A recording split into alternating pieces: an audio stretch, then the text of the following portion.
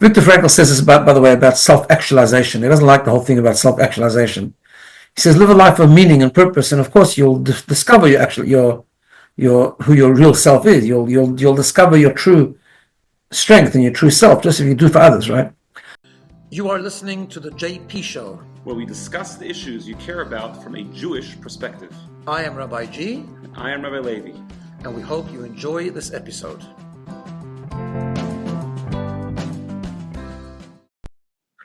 Welcome everyone to another JP Show. We're getting closer to Pesach. It's getting hectic. That's why you might see a cup of coffee in front of me. Just want to tell everyone that this is going to be the last one before Pesach. We're going to take a couple of weeks break. Rabbi Levi is disappearing for Pesach, and there's a lot to do, so we'll break for a few weeks, but we will be back. Absolutely. Sorry. Very good. How are you doing, Rabbi Levi? Everything is going well, thank God. Yeah, getting ready for Pesach. It's all happening. Special shiurim, preparing for Pesach, which is always good. Good stuff. So, thought we could discuss a topic which is probably connected to Pesach. Actually, we'll definitely connect it. Okay.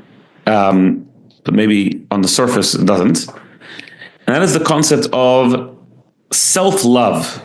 Or loving yourself, Ooh. Which is a quite, sort of commonly used phrase nowadays. You have to love yourself and accept yourself and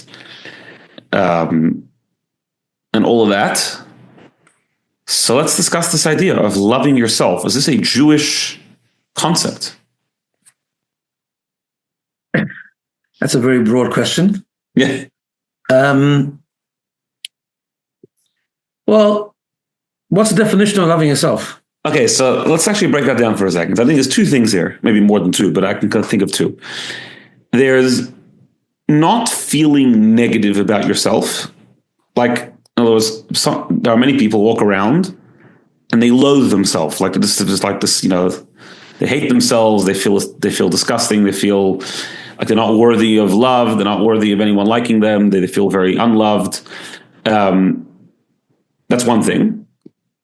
And then I think there's another thing, loving yourself. I don't know if those two are actually the same thing. Okay, so I think we have to, from a Jewish point of view, we have to break this down a little bit.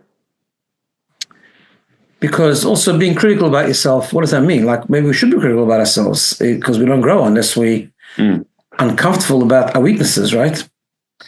But I think it's important to understand that we are made up of two souls, as we often talk about. There's the godly soul and the animal soul. So here the way it works, you see, consciously, the part that we are more conscious of is the animal soul. That's the physical being of who we are. It's our emotions, it's our pursuit of things that bring us pleasure. All that stuff is about self, right? People are born by default quite self-absorbed. Kids are very self-absorbed, right? However, it's not really our true essence. Our true essence is the godly soul.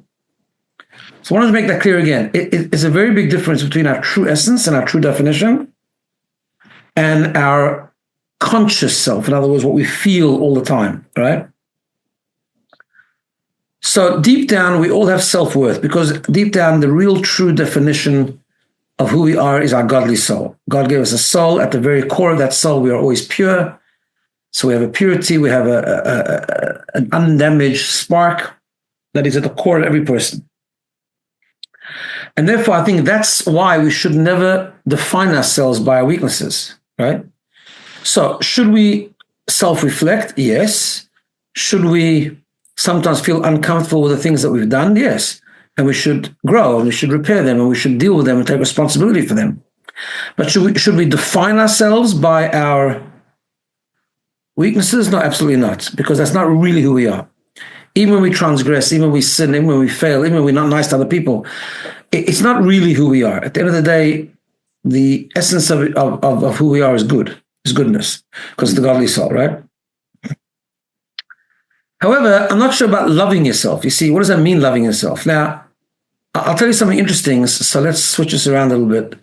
Talk about something more modern.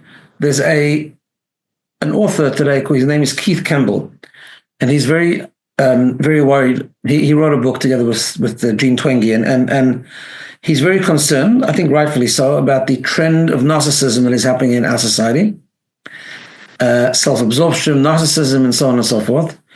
And he says that it comes from a lot of erroneous thinking that people engage in, right? So in an interview, someone asked him, is it important to love yourself to love others? This is the thing where people say, you can't love others unless you love yourself, right? And he automatically, and I don't think he's learned too much Torah thinking, but just as a straight thinker and someone who's analyzing society. And by the way, Viktor Frankl says something very, very similar. He says, no, that's just nonsense. Just love other people and you'll be okay. Viktor Frankl says this by the way, about self-actualization. He doesn't like the whole thing about self-actualization. He says, live a life of meaning and purpose, and of course you'll discover who your real self is. You'll discover your true strength and your true self, just if you do for others, right? So loving yourself, I think, has become a big, by the way, not to be confused with a positive self-image. In other words, I think that self-esteem, and by the way, there's a lot of backlash now on the self-esteem movement, because self-esteem movement has been taken about self-love, and everything you do is perfect, and everything I do is enough, and everything I do is and you tell all kids that they're actually brilliant mathematicians and brilliant musicians and brilliant everything, which is simply not true, of course, right? And then we protect people from failing, which is a very bad thing, because failing is a good thing for people. That's the whole idea of growth. It comes through failure, right?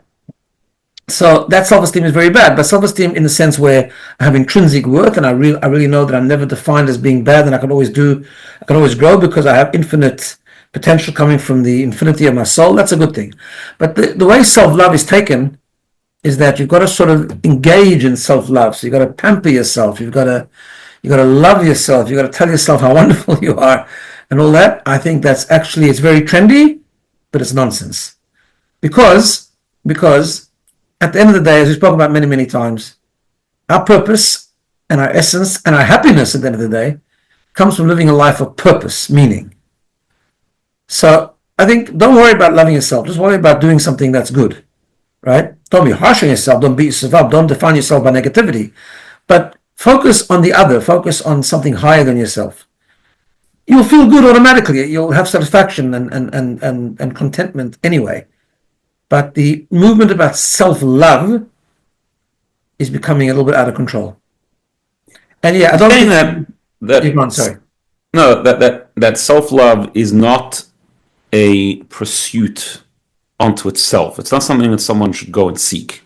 Correct. How about, I don't know, maybe these two are the same thing. I don't know, self-worth. If someone feels worthless, if someone feels like they don't matter, they don't have value, should they pursue that itself, or should they just ignore that, do good things, engage with other people, and the self-worth will come automatically? No, look, I think there's two parts to that answer. I think, first of all, persons should always engage in good things, because action has a tremendous impact on people. So we shouldn't wait 7 years till we work out our self-worth to start, doing nice things for other people, or doing mitzvot, or doing good things, whatever. But at the same time, no, having a negative self-worth is a bad thing. That's not good, because we do matter, and everyone is chosen by God, and everyone's created by God, and God certainly didn't create worthless things, and He created every person for a purpose. If we were just a clone of other people and we really didn't matter, God wouldn't create us. So every person has a unique contribution to make to the overall purpose and master plan of the world. And by very fact that you're created and you got up today in the morning and God gave us back our soul, which is why we say Modeh in the morning, means that you have something very special and unique to accomplish today. But that's very different to self-love. Like the focus on self generally is a problem. That's a general rule. When people start focusing too much on themselves. But no, we have to have self-worth. And that self-worth, by the way, comes from the soul. Again, same idea. The fact that I might feel, because lack of self-worth comes from the fact that, again, I'm defining myself by my failings. Like, I'm not good at this, I'm not good at that, I made too many mistakes, I messed up. No, maybe you did, maybe that's true, maybe you're really down in the dumps, but you have a soul, and that soul has infinite value and worth. Should self-worth come, so you're saying should self-worth come at all from what you do? Like, if someone did a good thing, someone accomplished something, even something meaningful. I don't mean necessarily something selfish. I mean, I don't know if you gave a good cheer that day. Should you not feel like should that not add to your good feeling about yourself, or no? Absolutely not. That's That not should add. self-worth. That's two different things. Self-worth, see, okay, let's give that example, right? Because I think maybe it's two different topics. Like feeling good about myself, yeah, you should feel fulfilled. And you should feel that you gave a share and people listened and they learned something and hopefully it was good. And I mean, obviously you have to be a realist and you have to be a bit self-aware if it was good or not. But let's say it was good. Let's just assume for a minute it was good, right? Yeah, you should understand that was an important thing, and that will automatically give you a good feeling because when you do something important, you feel good, and that's important because it'll lead to giving more. Like if you didn't think it was worth anything, you won't do it again. You won't be motivated to do it again, right? But that's different from feeling good about yourself. Like, oh, I'm so talented. I gave a good cheer. It was amazing, right? That's arrogance. That's not a good thing at all. It's two different things. Right. You can feel blessed that God gave you the ability to do it. That everything we have is from Hashem. So yeah, you can feel blessed that you have that ability to do it, and you had the opportunity to do it, and people came and you inspired them, maybe, right? So, and the same thing with everything that we do in life. Very, very different to having self-worth and feeling fulfilled from the perspective of meaning and that you've made a difference and contribution to an arrogant feeling of I'm so great. Right. Very different. Do you think, ironically, that this whole movement of self-love is actually having the opposite effect? Do you think that young people today are walking around feeling very good about themselves, or do you think they're walking around actually hating themselves? And obviously, can't paint everyone with the same brush. I'm saying just do you think younger people today are actually feeling more comfortable in their own skin? Well, giving the statistics of the rise of mental health issues, depression, anxiety, everything else that skyrocketed absolute there as an epidemic proportions. No, I don't think it's I don't think it's working very well at all, actually. So ironically, Well, people are becoming more and more stuck in themselves. Yeah. And when you're more stuck in yourself, you're unhappy. Very simple. Why is it that way? What's the core issue here? Well, I think, and this is obviously fundamentally a Jewish idea, but just to put it in modern terms, we've talked about this. The Viktor Frankl philosophy, which I wish people would bring back. It's been ignored that people are wired to live a life of purpose. Mm. And when you don't, it's at the core of your soul, at the core of your neshama, to live a life where you're connected to something higher than yourself and you're fulfilling a purpose and meaning during the time that we spend on this planet. And when you deny that and you get stuck in yourself, self-absorption normally means you don't live a life of meaning because you're stuck in yourself, so you're not willing to go beyond yourself. It's a deficiency. It might cause you temporary pleasure or enjoyment. So I go and party rather than helping someone else, but that's very transient. Not that having a bit of pleasure once in a while for existence sake is a bad thing, but it ultimately doesn't bring happiness and doesn't bring contentment. It doesn't bring a feeling of good self-worth. Mm. How does confidence come into all this? Is confidence a bad thing? Is confidence a good thing?